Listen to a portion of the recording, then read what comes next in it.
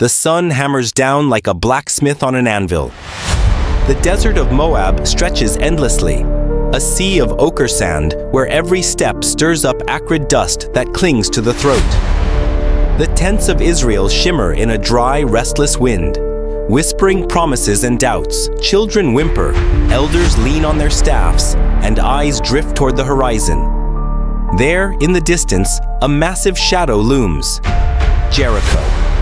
A fortress defying the heavens, its walls thick as sleeping giants, its gates sealed like a taunt to their hopes. The camp is alive, but the air is heavy.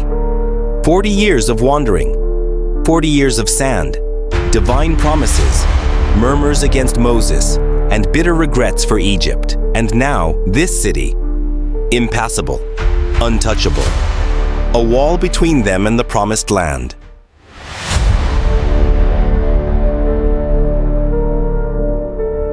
Joshua, son of Nun, stands apart near a sun-cracked rock.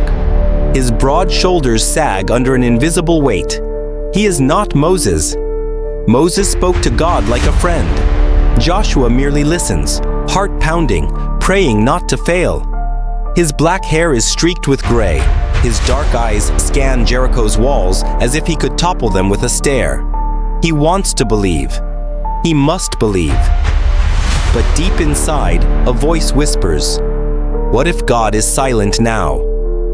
He grips Moses' staff, inherited like a crown too heavy to bear. The people watch him, waiting for a sign, a word, a certainty. But Joshua has only a promise, a God who swore to give them this land. A land guarded by walls so tall they seem to mock their fragile faith. Night falls, cold and brutal. Stars pierce the sky like shards of glass. Joshua slips away from the camp, alone, his sandals crunching on the ground. He needs answers. He stops by the Jordan, its dark waters reflecting the moon. He falls to his knees, face in his hands. "Speak to me," he whispers. "Show me the way." A crack, he looks up. A figure stands before him, motionless, a drawn sword glinting under the moonlight. Joshua leaps to his feet, hand on his dagger. "Friend or foe?" he calls, voice hoarse. "Neither," the man replies, his voice calm but heavy, like a gathering storm.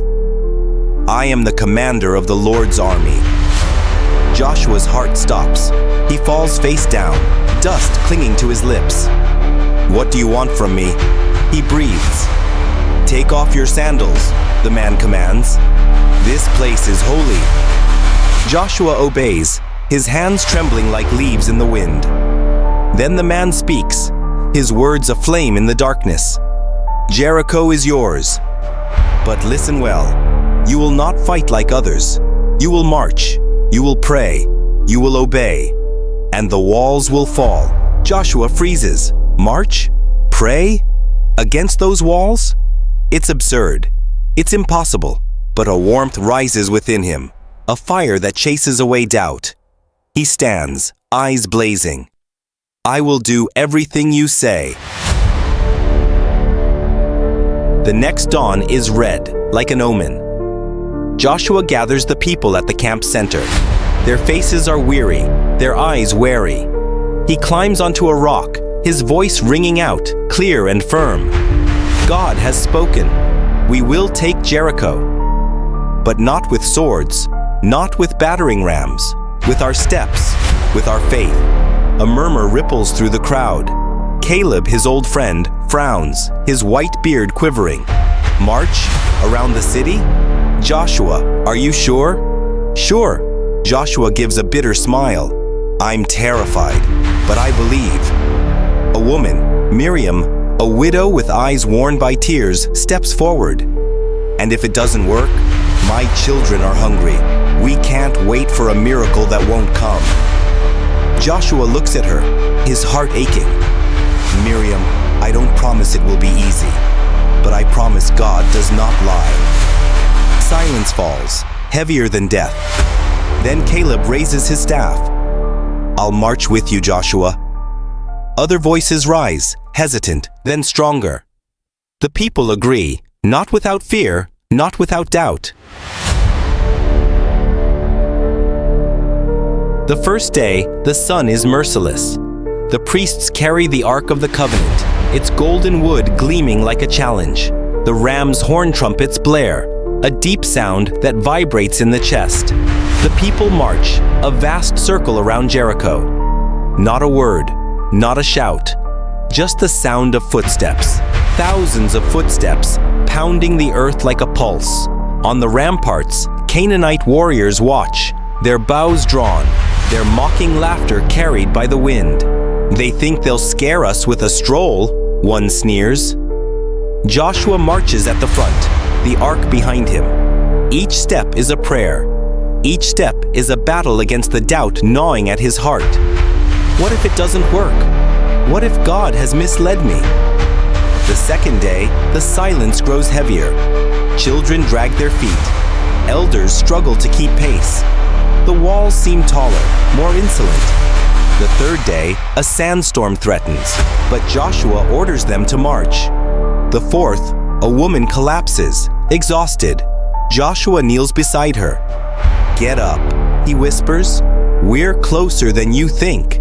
By the sixth day, the Canaanites' mockery fades. Something shifts. A tension in the air, like before a storm. The walls, still unmoving, seem to quiver under the weight of their faith. The dawn of the seventh day is strangely calm. The sky is clear, but the air is thick, charged with anticipation. Joshua gathers the people one last time. His eyes shine, his voice trembles with newfound conviction. Today we march 7 times. Today we shout. Today Jericho falls. The people stare, torn between hope and fear. Miriam clutches her children. Caleb places a hand on Joshua's shoulder. "Let's do this," he says simply. They march. Once, twice, 5 times. The trumpets blare, louder with each circuit. The Canaanites on the walls no longer laugh. They grip their weapons, their faces pale. On the 7th circuit, Joshua stops. He raises his arms. "Shout," he roars. "Shout for the Lord." A roar erupts, a primal cry, a blend of faith, anger, despair, and hope. The trumpets scream. The earth shakes. And then, a rumble. The walls of Jericho, those stone giants, crumble like sand. The stones collapse. The gates cave in. A cloud of dust rises like a storm. The people stand frozen, eyes wide, hearts pounding. Joshua falls to his knees, tears carving tracks through the dust on his face. "You did it," he whispers. "You did it." The dust settles. Jericho lies open, vulnerable.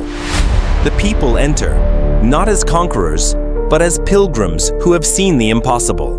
Joshua stands among the ruins, the Ark of the Covenant gleaming behind him. He looks at his people, their faces transformed by grace, by a faith that shattered walls harder than stone, the walls of their own doubts. This victory belongs not to swords, but to obedience, to trust, to a trembling yet tenacious faith. And yet, a question lingers in the air, like an echo.